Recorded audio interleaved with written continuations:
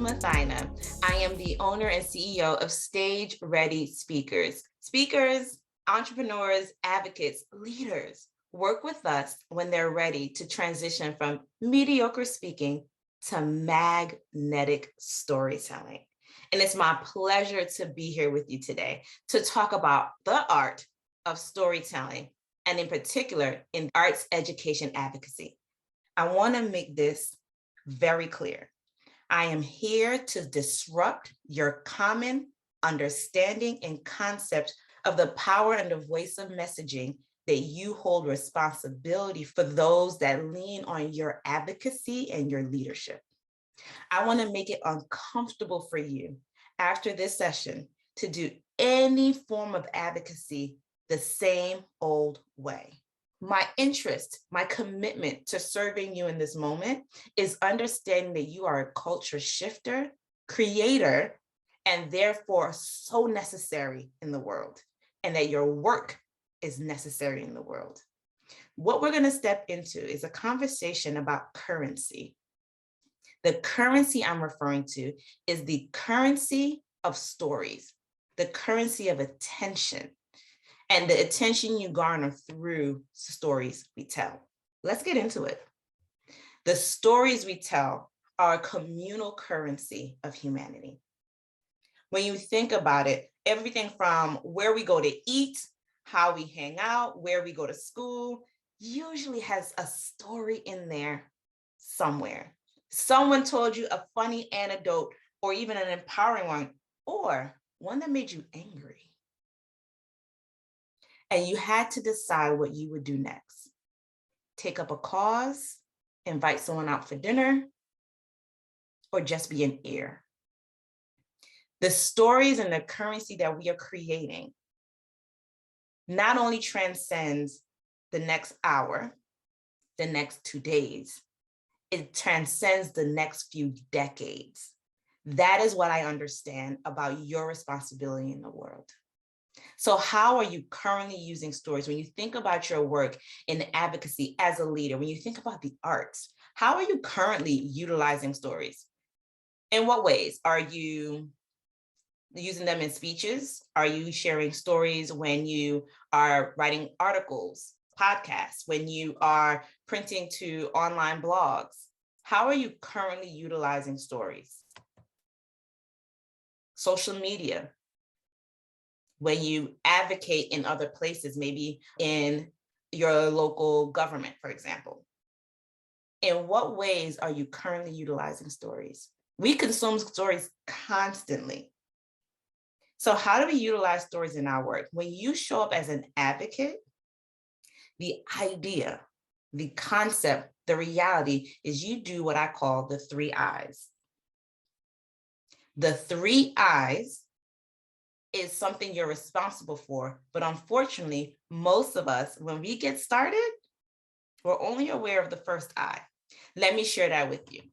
Here are the 3 I's that I would like for you to take a look at. Inform, inspire, ignite.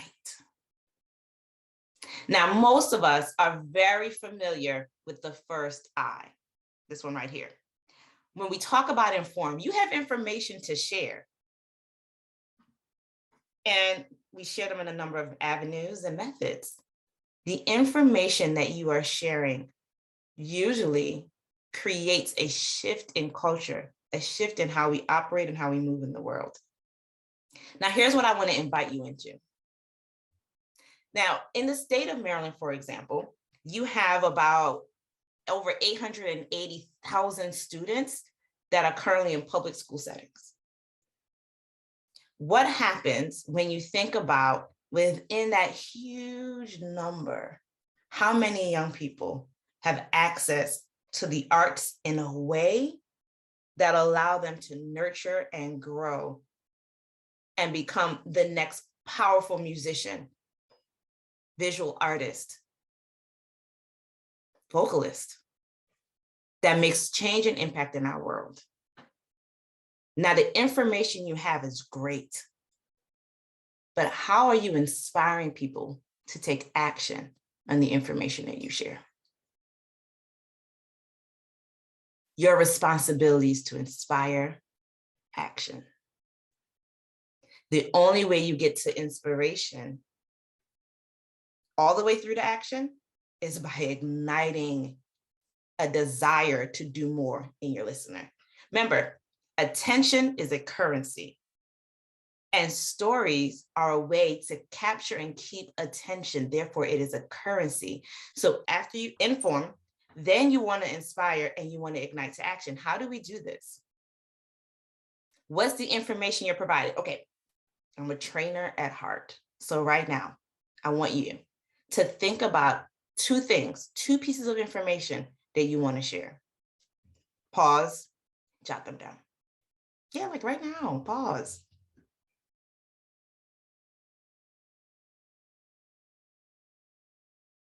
Okay, you're back?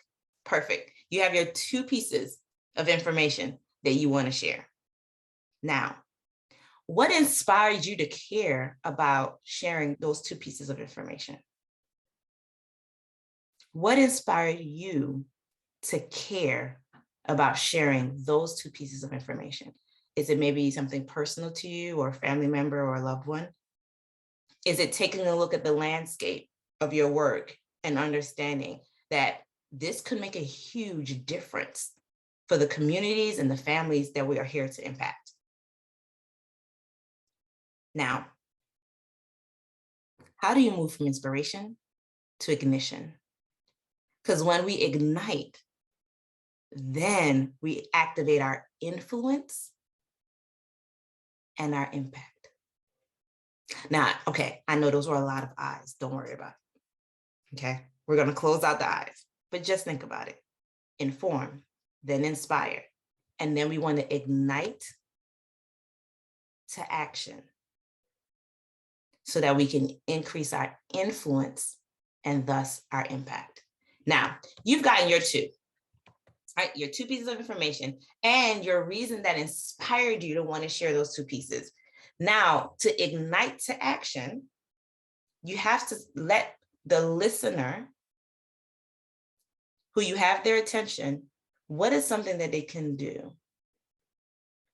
Write down one or two things that as a result of knowing the information, being inspired that they can do something, that they then can act on. Go ahead. Pause again. Think about it. Write it down. Okay.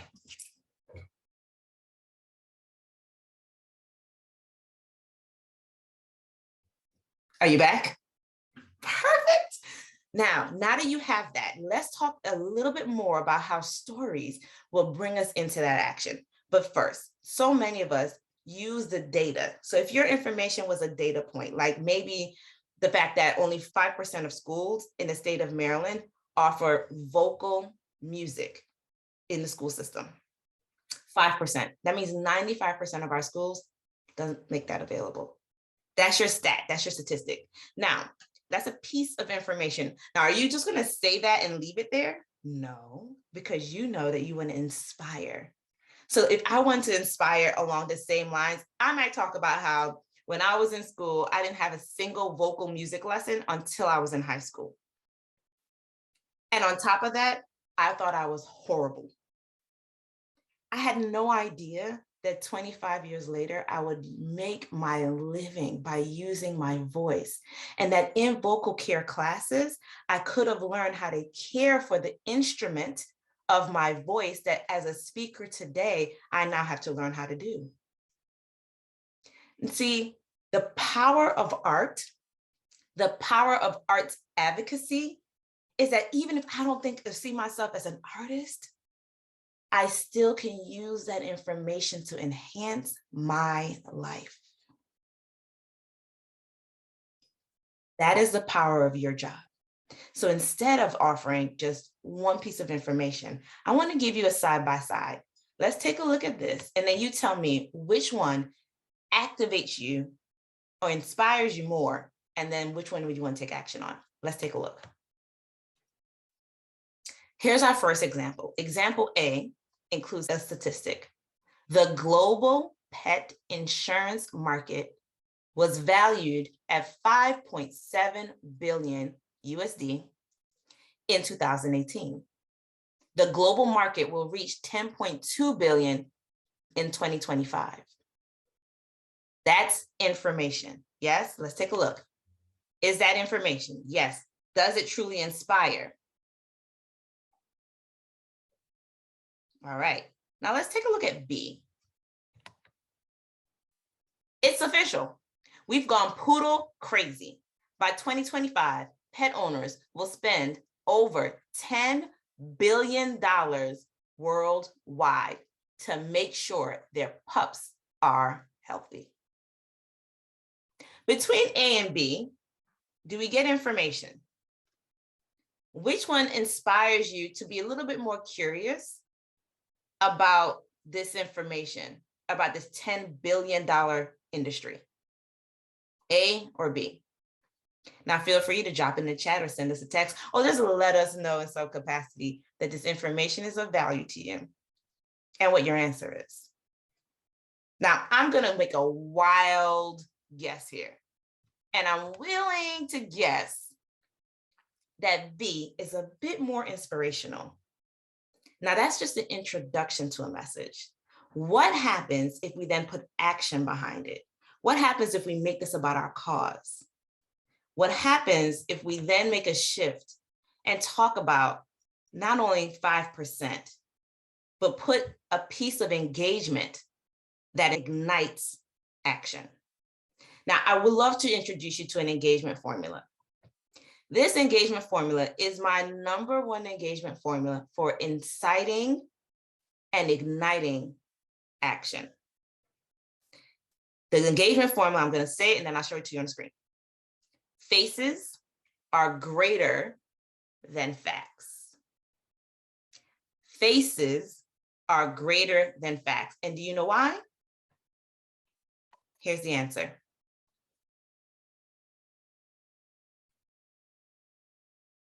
Faces are greater than facts because they're more memorable. In order to invite anyone